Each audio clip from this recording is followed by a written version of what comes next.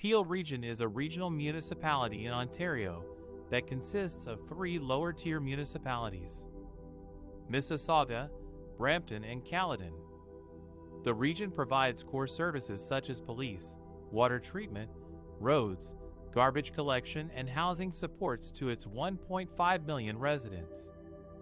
However, the Ontario government has announced that it will dissolve Peel Region by January 2025 and make Mississauga, Brampton, and Caledon into independent single-tier municipalities.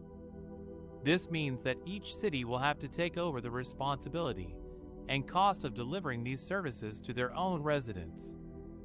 But what does this mean for the property taxes and service fees of the people living in these cities?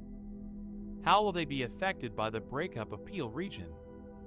In this section, we will explore some of the possible impacts and implications of this major change. One of the main reasons why the Ontario government decided to dissolve Peel Region is to speed up housing development and make it more affordable for homebuyers. The government argues that having a single layer of government for each city will reduce bureaucracy, duplication, and red tape, and allow for more efficient planning and decision-making. This could potentially lower the cost of building new homes and increase the supply of housing in the market. However, some experts and critics have questioned whether this will actually happen. They point out that there are other factors that affect housing affordability, such as land availability, zoning regulations, infrastructure needs, and market demand. They also warn that dissolving Peel Region could create more fragmentation and competition among the 3 cities, instead of fostering collaboration and coordination. This could lead to inconsistent policies and standards across the region, as well as conflicts over shared resources and assets.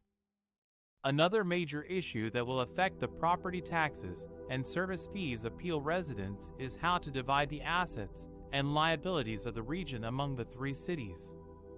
Peel Region currently owns and operates billions of dollars worth of infrastructure and facilities, such as roads, bridges, water pipes, sewage plants, waste management sites, public transit systems, police stations, libraries, community centers, and social housing units. It also has debts and obligations that need to be paid off or transferred.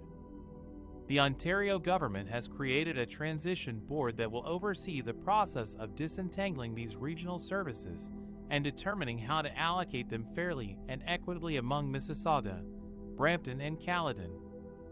The board will consist of up to 5 members appointed by the Minister of Municipal Affairs and Housing, who will have expertise in labor, governance, and finance.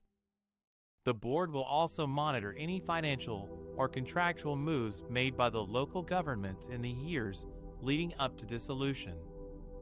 However, this process is likely to be complex and contentious, as each city has different needs, interests, and expectations. For example, Mississauga is the largest and wealthiest city in Peel Region, with a population of over 800,000 people. It contributes about 45% of its tax revenue to the region, but receives less than 40% of regional services. Mississauga has long advocated for independence from Peel Region, arguing that it is subsidizing Brampton and Caledon with its tax dollars. Mississauga Mayor Bonnie Crombie has said that becoming a single-tier municipality will allow her city to keep more of its money and invest it in its own priorities. On the other hand, Brampton is the second largest city in Peel Region, with a population of over 700,000 people. It contributes about 40% of its tax revenue to the region, but receives more than 45% of regional services. Brampton has grown rapidly in recent years, but faces challenges such as overcrowding, underfunding, and lack of infrastructure. Brampton Mayor Patrick Brown has said that he supports dissolving Peel Region, but only if his city gets a fair deal from Mississauga. He has claimed that Mississauga owes Brampton at least $1 billion in infrastructure that was paid for by Brampton taxpayers over the years. Finally, Caledon is the smallest and most rural town in Peel Region, with a population of about 75,000 people. It contributes about 15% of its tax revenue to the region, but receives less than 15% of regional services. Caledon has been opposed to dissolving Peel Region, fearing that it will lose its voice and influence in a larger urbanized area. Caledon Mayor Alan Thompson has said that he wants to maintain some form of regional cooperation with Mississauga and Brampton, especially on services such as police and water. The Transition Board will have to consider all these factors and more when making recommendations on how to split up Peel Region's assets and liabilities. Depending on how they are distributed, each city could end up paying more or less in property taxes and service fees than they do now. For example, if Mississauga gets to keep most of its tax revenue but also takes over most of its regional services, it might have to raise its taxes or fees to cover the additional costs.